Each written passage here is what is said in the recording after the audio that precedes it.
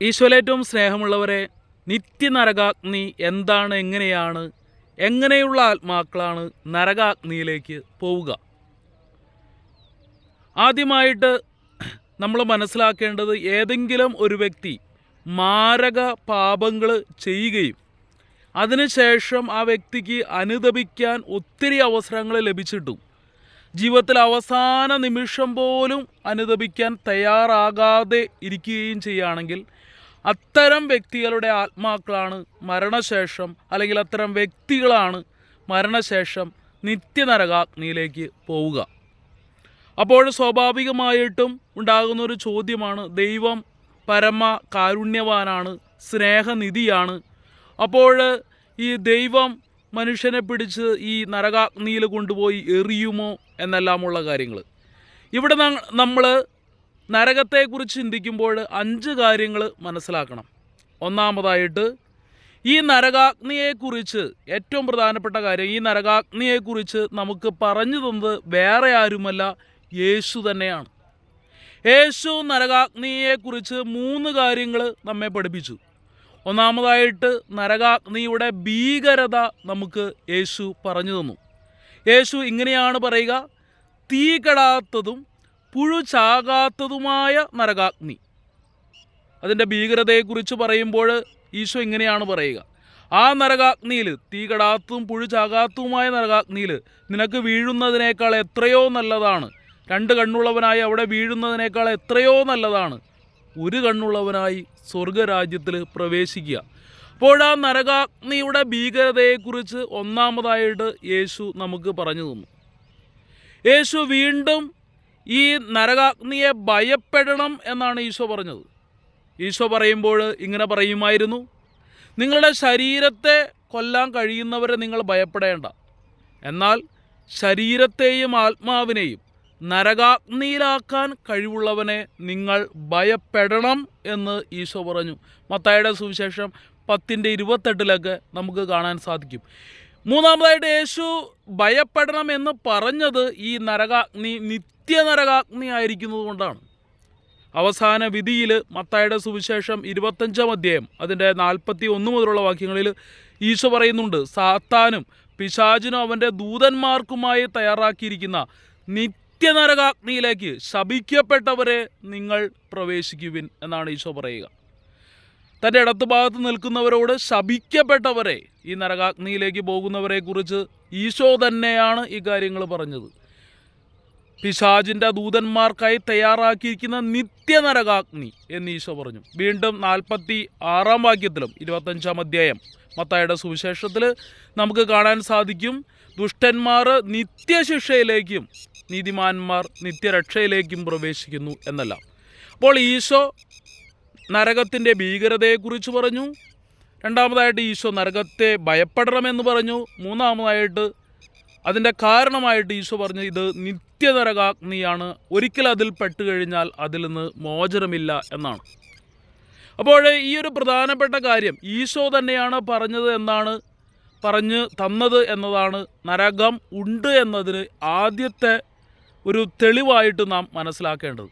രണ്ടാമതായിട്ട്, ഇനി നരകമില്ല എന്ന് വിചാരിക്കട്ടെ, അങ്ങനെയാണെങ്കിൽ യേശു നുണയനാണ് എന്നാണ് വരിക. സ്നേഹത്തെക്കുറിച്ചെല്ലാം പറഞ്ഞു തന്ന ഈശോ നരകത്തെക്കുറിച്ചും പറഞ്ഞു. ഇനി നരകമില്ലെങ്കിൽ യേശു ഒരു നുണയനാണ്. യേശു, നമുക്കറിയാം, യേശുവിൻ്റെ മുഖത്തു നിന്ന് നുണയുടെ ഒരു ശബ്ദം പോലും വന്നിട്ടില്ല. അതുകൊണ്ട് തന്നെ നരകാഗ്നി ഉണ്ട് എന്ന് നമ്മൾ മനസ്സിലാക്കണം. മൂന്നാമതായിട്ട് ചിലർ പറയുക, ദൈവം സ്നേഹനിധിയല്ലേ, അപ്പോൾ നരകം ഉണ്ടാകുമോ എന്നാണ്. ഇവിടെ നമ്മൾ മൂന്നാമതായിട്ട് നോക്കേണ്ടത് ദൈവം നീതിമാനും പരിശുദ്ധനുമാണ് എന്നുള്ളതാണ്. നിങ്ങൾ ആലോചിക്കുക, ഒരു വലിയ ഭീകരമായ അനേകം ജനങ്ങളെ കൊന്നൊടുക്കിയ ഒരാൾ, അയാൾ മൂലം കൊല ചെയ്യപ്പെട്ട ഒരാൾക്കും എല്ലാവർക്കും ഒരേപോലെയാണ് സ്വർഗം കൊടുക്കുന്നതെങ്കിൽ ദൈവം എങ്ങനെയാണ് നീതിമാനാവുക? അയാൾ തെറ്റ് ചെയ്താലും ദൈവം ക്ഷമിക്കാൻ തയ്യാറാണ്. അയാൾ തിരുത്തി അനുതപിക്കാൻ തയ്യാറാണെങ്കിൽ അതിന് പോലും തയ്യാറാകാത്ത ഒരാൾക്കും നല്ല പ്രവൃത്തികൾ ചെയ്ത ഒരാൾക്കും ദൈവം ഒരുപോലെ ആണ് ദൈവം ട്രീറ്റ് ചെയ്യുന്നതെങ്കിൽ പിന്നെ എന്തിനാണ് നമ്മൾ നല്ല പ്രവൃത്തികൾ ചെയ്യുക? അപ്പോൾ നമ്മൾ ഓർക്കണം, ദൈവം നീതിമാനാണ്, ദൈവത്തിന് പക്ഷപാതമില്ല. ഈ നീതിമാനായ ദൈവം, പരിശുദ്ധനായ ദൈവം ഒരു വ്യക്തിയുടെ മരണശേഷം അവന് വിധി നിശ്ചയിച്ചിട്ടുണ്ട്. നാലാമത്തെ കാര്യം ദൈവം ആരെയും നരകത്തിലേക്ക് തള്ളിവിടുന്നില്ല എന്നുള്ളതാണ്. ദൈവം ആരെയും, ഒരു വ്യക്തിയെപ്പോലും ദൈവം നരകത്തിലേക്ക് തള്ളിവിടുന്നില്ല. ഓരോ വ്യക്തികളും സ്വയം അവരുടെ തെറ്റിൻ്റെ ഫലമായിട്ട് ഈ നരകത്തിലേക്ക് വീഴുകയാണ്. ദൈവം അതിന് മുൻപേ തന്നെ ആ വ്യക്തികൾക്ക് ഒരു വാണിംഗ് കൊടുക്കുന്നുണ്ട്, ഒരു മുന്നറിയിപ്പ് നൽകുന്നുണ്ട്. മുൻപിൽ കുഴിയുണ്ടെങ്കിൽ ഒരാൾ പറയുകയാണ്, ഇതാ അവിടെ കുഴിയുണ്ട്. എന്നാൽ ഒരാൾ വീണ്ടും അത് വകവയ്ക്കാതെ മുന്നോട്ട് പോയി ആ കുഴിയിൽ വീഴുകയാണെങ്കിൽ ആ മുന്നറിയിപ്പ് നൽകിയ വ്യക്തി അതിന് ഉത്തരവാദിത്തമല്ല. ദൈവം ഇതുപോലെ നമ്മുടെ തെറ്റുകൾ വരുമ്പോൾ നമുക്ക് നരകാഗ്നിയിൽ നിബന്ധിക്കണമെന്ന മുന്നറിയിപ്പ് ദൈവം നൽകിയിരുന്നു. എന്നിട്ടും നമ്മൾ ആ പാപത്തിൻ്റെ കുഴിയിൽ വീഴുകയാണെങ്കിൽ അവിടെ നിന്ന് പിടിച്ചു കയറ്റാനും ദൈവത്തെ കരഞ്ഞ് വിളിച്ചപേക്ഷിച്ചാൽ ആ കുഴിയിൽ നിന്ന് ദൈവം പിടിച്ചു കയറ്റാനും തയ്യാറാണ്. എന്നിട്ടും ഒരു വ്യക്തി എനിക്ക് ആ പാപമാകുന്ന കുഴിയിൽ നിന്ന് പുറത്ത് വരണ്ട എന്ന് പറഞ്ഞു കഴിഞ്ഞാൽ അത് ആ വ്യക്തി പൂർണ്ണമായ സ്വാതന്ത്ര്യത്തോടെ, പൂർണ്ണമായ അറിവോടെ എടുക്കുന്ന തീരുമാനമാണ്. അപ്പോൾ ആ വ്യക്തിയെ പിടിച്ച് കരകയറ്റുന്നത്, അല്ലെങ്കിൽ ആ വ്യക്തിയെ സ്വർഗത്തിലേക്ക് കൊണ്ടുപോകുന്നത് ആ വ്യക്തിയോട് തന്നെ ചെയ്യുന്ന ഒരു പാതകമാണ്. അതുകൊണ്ട് തന്നെ അങ്ങനെ ദൈവം ഒരു വ്യക്തിയെയും നരകത്തിലേക്ക് കൊണ്ടുപോകുന്നില്ല. ആ വ്യക്തി സ്വയം സ്വാതന്ത്ര്യത്തോടുകൂടി തീരുമാനമെടുത്ത് സ്വയം ചെന്ന് നരകത്തിലേക്ക് പ്രവേശിക്കുന്നതാണ് എന്ന കാര്യവും നരകത്തെക്കുറിച്ച് പറയുമ്പോൾ നമ്മൾ മനസ്സിലാക്കണം. അഞ്ചാമതായിട്ട് ഒരു കാര്യം, ദൈവം എന്തിനാണ് തൻ്റെ പുത്രനെ ലോകത്തിലേക്ക് അയച്ചത്? ഒരു നരകം ഇല്ലായിരുന്നു എങ്കിൽ, യേശുവിന് ഒരു നരകശിക്ഷയൊന്നും ഇല്ലായിരുന്നു എങ്കിൽ, എല്ലാവരും രക്ഷപ്പെടുമെങ്കിൽ ദൈവത്തിന് തൻ്റെ പുത്രനെ പോലെ ലോകത്തിലേക്ക് അയക്കേണ്ട ആവശ്യമില്ലായിരുന്നു. യേശു എന്തിനാണ് കുരിശിൽ മരിച്ചത്? വചനം പറയും, നമ്മുടെ പാപങ്ങൾക്ക് വേണ്ടിയാണ്. നമ്മുടെ പാപങ്ങൾ മോചിക്കപ്പെട്ട് നമുക്ക് നിത്യരക്ഷ നൽകുവാനായിട്ടാണ് ദൈവം ഈ ഭൂമിയിലേക്ക് വന്നതും കുരിശിൽ ഇത്രയേറെ പീഡകൾ സഹിച്ച് യേശുവിന് മരിക്കേണ്ടി വന്നതും. അതുകൊണ്ട് തന്നെ ഇങ്ങനെ യാതൊന്നും ഇല്ലായിരുന്നു എങ്കിൽ, എല്ലാവരും രക്ഷപ്പെടുമായിരുന്നു എങ്കിൽ ദൈവത്തിന് ഈ ഭൂമിയിലേക്ക് അവതരിക്കേണ്ട, മനുഷ്യാവതാരം ചെയ്യേണ്ട പോലും അവസ്ഥ ഇല്ലായിരുന്നു. അങ്ങനെ ഈ 5 കാര്യങ്ങൾ നരകമുണ്ട് എന്നതിന് തെളിവായിട്ട് നമ്മൾ മനസ്സിലാക്കണം. ഒന്നാമതായിട്ട് ഇത് യേശുവാണ് പറഞ്ഞത്, നരകത്തെക്കുറിച്ച് പറഞ്ഞത്. രണ്ടാമതായിട്ട് യേശു പറഞ്ഞത് അസത്യമെങ്കിൽ യേശു ഒരു നുണയനാണ്. തീർച്ചയായിട്ടും യേശു അങ്ങനെ ഒരു വ്യക്തിയല്ല, അതുകൊണ്ട് നരകമുണ്ട്. മൂന്നാമതായിട്ട് ദൈവം നീതിമാനും പരിശുദ്ധനുമാണ്, അതുകൊണ്ട് തന്നെ വിശുദ്ധി ഇല്ലാത്തവർക്ക് അതിനനുസരിച്ചിട്ടുള്ള വിധി ഉണ്ട്. നാലാമതായിട്ട് ദൈവം ആരെയും നരകത്തിലേക്ക് പ്രവേശിപ്പിക്കുന്നില്ല, ഒരു വ്യക്തി സ്വയം ചെന്ന് ഈ നരകത്തിലേക്ക് വീഴുകയാണ്.